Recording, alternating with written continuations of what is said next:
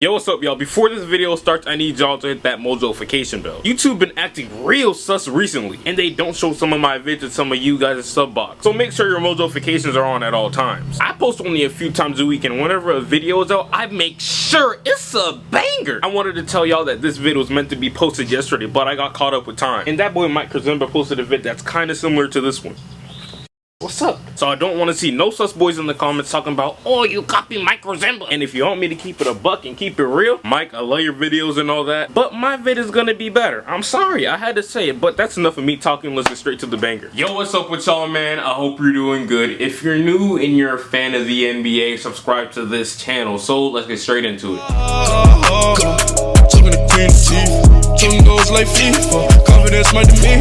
So since last year, we've all heard the PG to LA rumors. These rumors are a part of the reason why PG got traded from Indiana in the first place. Once free agency comes around in July, the Lakers of course will be up there on his list because that's his hometown. Who wouldn't want to play at home? And the Lakers also have a good cap space situation, so they can throw serious bands at Paul George. And plus, they got a great young core of young players to surround PG with. Lonzo Ball, Brandon Ingram, Kyle Kuzma, and maybe even Julius Randle, depending on what they decide to do with him. But what if I told you that there's an even better situation for Paul George out there, and they're just waiting for him to arrive? You guys, I've planned to make this video since like December, and I wanted to hold it back till the summertime. But as of recent, a lot of other people are figuring out that this scenario could happen. So I might as well be the first or one of the first to say it. LA isn't the only team that's gonna have money this offseason. A lot of people tend to forget that the Philadelphia 76ers will have enough money for a max contract player. Everybody out here talking about LeBron to Philly, but in reality, that's not the only free agent that they should be chasing. If LeBron isn't available for them, then PG is their next best option. If y'all didn't know already, like I've said in my previous videos about Paul George, he's one of my favorite players of all time, and I want to see nothing but greatness from this man. And in OKC, he didn't do great things, and I think you should call it raps in Oklahoma. If you want to know why, check out this Russ video that I made the other day. So I want to see Paul George play in Philly rather than LA. Why, you may ask? Well, I got almost all the reasons in the world why Philly is a better landing spot than LA. For one,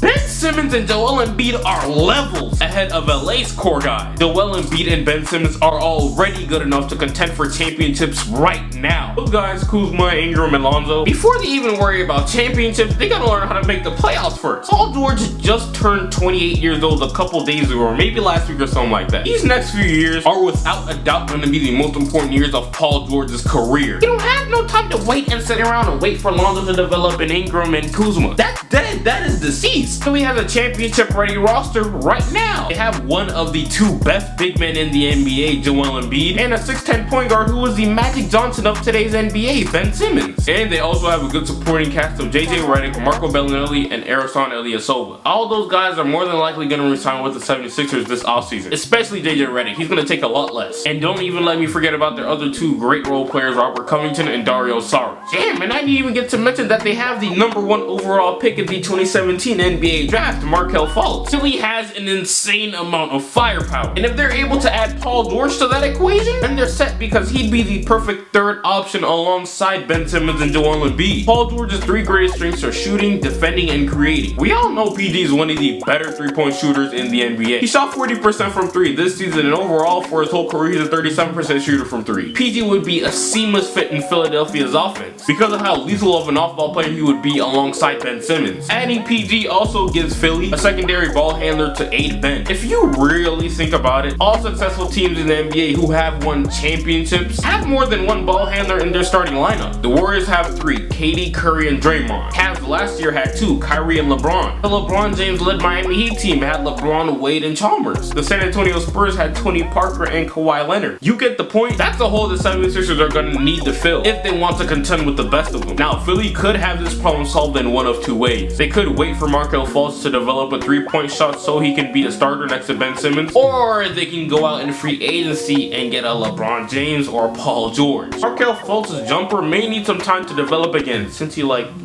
I don't know, or forgot how to shoot the ball. So why would the 76ers waste their time just waiting on him when they can go out and get someone like Paul George or even a LeBron James? Philly is the perfect situation for PG. These two are meant to be. Philly almost guarantees Paul George a ring, which is something he needs in his resume. Because as we speak right now, the general consensus is that Paul George hasn't done enough for him to even be considered a Hall of Famer yet. So Paul George playing the second or more than likely third option on a championship team will definitely solidify him as a Hall of of Famer. So on top of PG being able to contend for rings in Philly, let's not forget that he'd be in the Eastern Conference. I hope y'all know this year PG wasn't even originally voted as an all-star in the West. He was left out, and the only reason why he made it this year was because of injuries, and the commissioner chose him to be a replacement. I don't know about y'all, man, but next year I don't know if Paul George is going to be an all-star in the West, because you got Kawhi Leonard coming back, DeMarcus Cousins, and all the other guys who made it this year are more than likely going to make it again. Plus there's going to be other young stars who are going to make a case to be an all-star next year, like Donovan Mitchell and Devin Booker. Be real, y'all, do you think Paul George would miss an all-star game in the Eastern Conference? We know the East has lesser star talent than the West, so that's another advantage for Paul George. He gets to add more all-star appearances to his name to help add on to his Hall of Fame resume. If he decides to stay in the West and play for the Lakers or stay with OKC, there's an extremely high chance that he won't make an all-star game, bro. It's just the little things like that that could help build up his status. But on the other hand, let's say he goes to the Lakers, which isn't a bad option at all, by the way. I just think it's not the best option. I think Paul George should only consider LA only if LeBron James decides he wants to play there next year, which I believe is highly unlikely. But hey, if that happens, then Paul George, yeah, he should go to LA. But other than that, I don't think LA is right for him right now. Paul George is at that stage of his career where he doesn't have any time to waste. If he joined the Lakers, to be honest, let's be real, I don't even think he'd be a playoff lock in the West. They'd be battling for the 7th or maybe even 8th seed. And that don't make sense for PG's career right now. Instead of battling for playoff spots, he need to be battling for championships. The timetable for Paul George and the Lakers don't really match up, and the talent level that LA is at right now doesn't match his needs, unlike Philly right now. I think Paul George would and probably should join the Lakers when he's outside of his prime. You know, when he's 33, 34, 35 years old. Because by the time he's that old, he'd be able to assist the Lakers in whatever they need off the bench, and he won't disrupt the growth of Brandon Ingram and Kyle Kuzma. And by that time, he should also have at least one ring under his belt. That's what I believe is the best choice for Paul George when it comes to him going to LA. But hey, like I said a little earlier into the vid, if LeBron wanted to go to the Lakers, then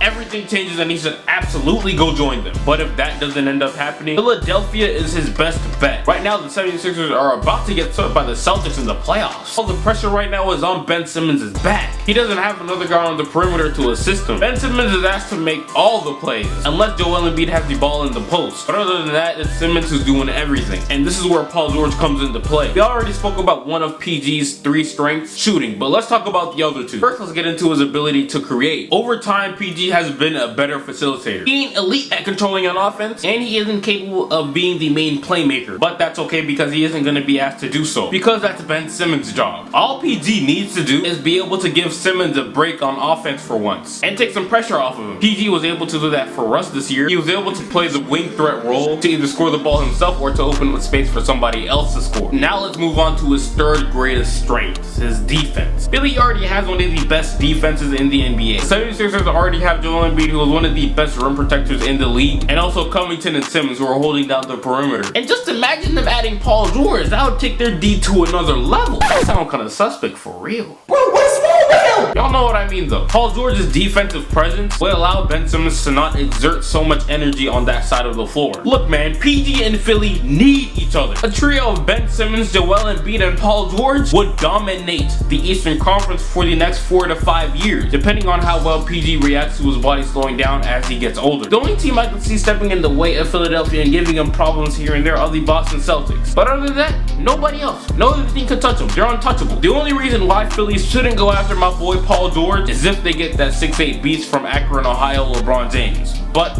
this is the end of the video, man. Let me know what you guys think. Where do you think Paul George should go? Paul George can go anywhere and he'd be great. But yeah, this is the end of the video, man. Let me know what you guys think. Give this video a like, comment, and all that. And I appreciate you for watching, and I'll get right with you. No way, remember back when I couldn't get a play, no home, I ain't have a place to stay, I got to work, made it serve, free the way, told my girl who'd ever thought.